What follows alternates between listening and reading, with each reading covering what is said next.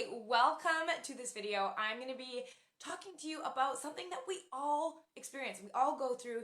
It's that feeling of guilt and beating ourselves up and shame and all the drama that comes after we overeat, when we overindulge, when we have a couple too many cookies, when we finish off the bottle of wine, or when we just completely throw the plan out the door and just overeat for a whole weekend. You know, that whole, we like to call it falling off of the wagon. And it feels terrible. But this is a conversation that's been coming up with my clients more and more often recently. And what my goal is not only to help provide strategies on what to eat and when to eat, you know, all that technical stuff too, but we also have to really understand all the drama that's going on in our head. And we need to lose that mental weight. And the reason I'm so passionate about helping women lose that mental weight in particular is because it is these skills that are going to help you really understand what is going on and push through a plateau, push through a stall in progress, push through an overeat, push through a time when you struggle. And those are the women that learn those skills. They're the ones that keep the weight off for the rest of their lives. They're the women that say, I've never been able to make it through a plateau before, or I haven't seen this weight in 2 years. These skills are fundamental to your journey as you try to feel great in your body. You know, find a shape that you feel comfortable in. That kind of feeling when you can go into your closet and anything you pick out, you know is going to fit you and fit you well. So that is what I want for you. If we haven't met before, my name is Tessa Shears and I'm a weight loss coach for women. Essentially, I just work with women one-on-one to do everything I just told you. And I'm going to be sharing one of the direct coaching tips that I like to do when working on that experience of guilt. So I want to really set the stage here for a second. I want you to think about the last time that you fell off the wagon, whether, you know, you overindulged and you went out for dessert after a big dinner, or you ended up, you know, buying a pizza and then instead of just having the 1 or 2 slices that you planned, you had 6 slices. All right. So what usually happens is after that, we feel overfull and overstuffed, right? We have those physical symptoms of like, whew, I probably overdid that, right? And then for some of us, depending on how sensitive you are to processed food and how often it's part of your diet, you might wake up feeling headachy. You might wake up feeling lethargic. You might feel low energy. Your mood might be a little low. You might be feeling weirdly hungry or still really overfull. And we already physically feel uncomfortable and we're probably not liking that too much. Then, this is where it gets interesting. Our brain likes to do this. What did I do? What is wrong with me? I always say I'm never going to do that. Why can't I stick to what I planned? What's wrong with me? Why is this so hard for me? It was so good. Like, it was just one. Why can't I ever do this? I'm never going to lose this weight.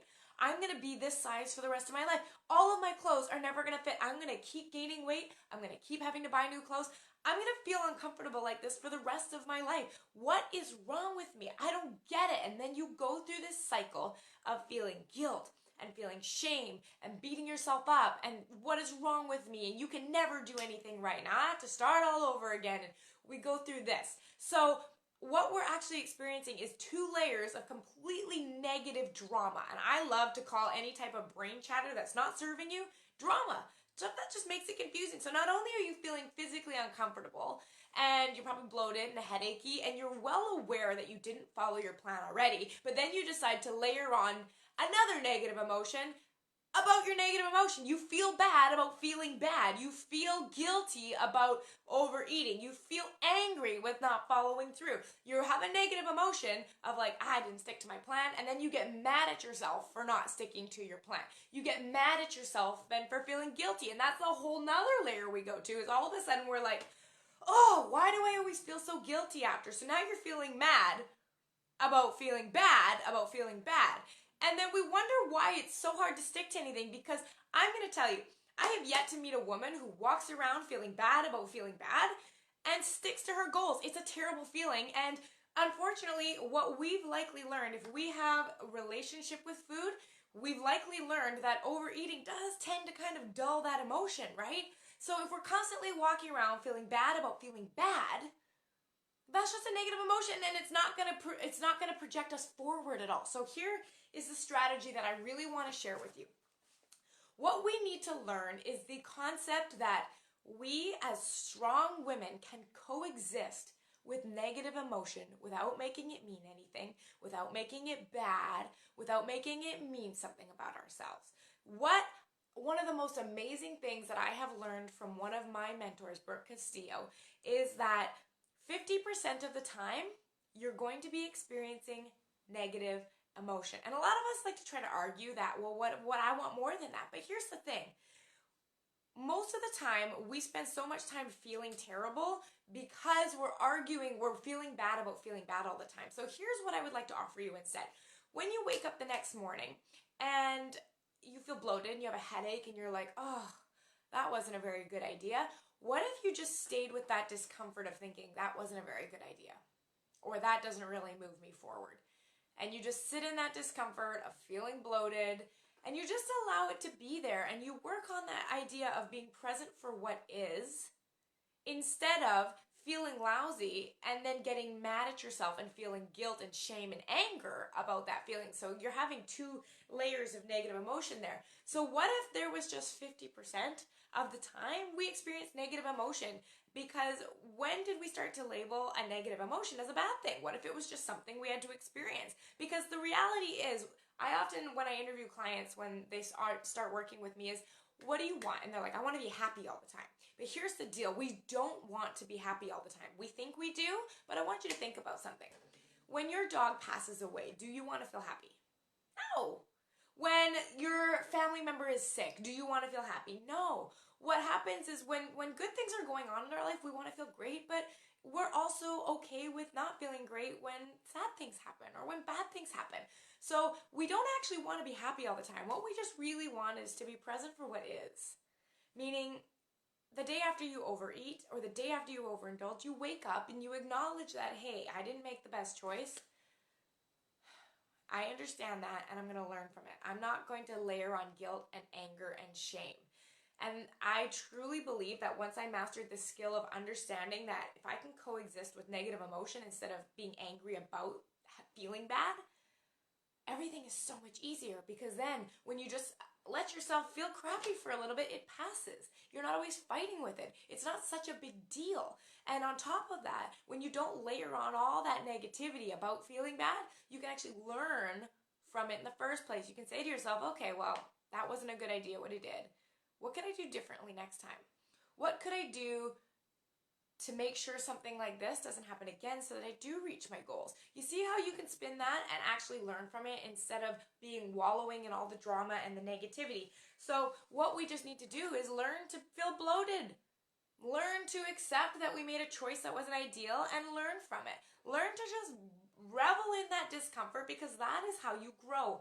By getting angry, it's just another way to layer on negative emotions. So here's one of the things I tell my clients, especially those who come to me saying they want to be happy and they just want to feel good all the time. They want to feel confident all the time.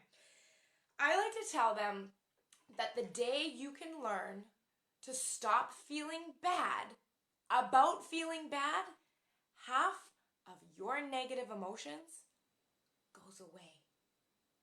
Half of it. Think about that.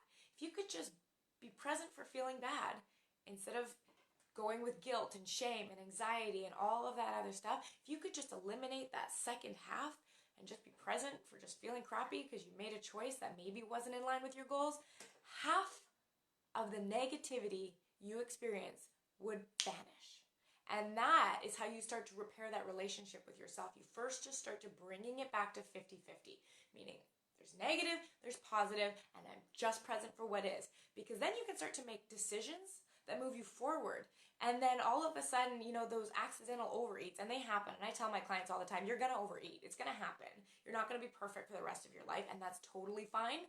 So that you have the skills that when that negative emotion comes up, you can just deal with it. This is the same thing I talk to my clients who are in, plateaus, because plateaus also happen. And plateaus might not feel that great. But if you get mad at yourself for being in a plateau, or say, what is wrong with me? Or what do I need to be doing differently? Or I'm doing everything right. I can never lose weight. If you take that on top of being in a plateau, I can tell you, you will never make it through that plateau. So this skill, present for what is, and deciding to do away with all of that other negativity about feeling bad, I'm going to tell you, you are going to be breaking through plateaus, you are going to be reaching your goals, you are going to be in a much more peaceful place of your life where you can actually enjoy the time that you are spending feeling happy and confident, because there's not that negative on the back end. So I hope this has been exceptionally useful for you. This concept has allowed me, I can generally say, to feel light on a daily basis. Despite, there's lots of stuff going on in our lives. We have big projects, there's big events, we're managing a lot on the back end here, but there's that sense of peace because I don't feel bad about being stressed out, or I don't feel bad about having overwhelm in my life. It's just there and we experience it instead. And this can apply to any area of your life. So I would love for you to hit like if this is something that really resonated with you, and share it with someone if this is a message that you know would be really impactful for them. And of course, if this kind of transformation is where you are right now and you're ready for that next level, I would love to invite you to send me a message and let's talk about working together one-on-one on helping you lose that mental weight so that any type of negative emotion or plateau or obstacle you might encounter is just something you have to learn how to embrace. And I can teach you those skills in addition to giving you all of the fun strategies, like, the what to eat and the when to eat and the how to eat, so that you can get to your healthy weight and feel confident no matter what you pick out of your closet. You guys, my name is Tessa Shears. Have a wonderful day, and I'll talk to you next time. Bye!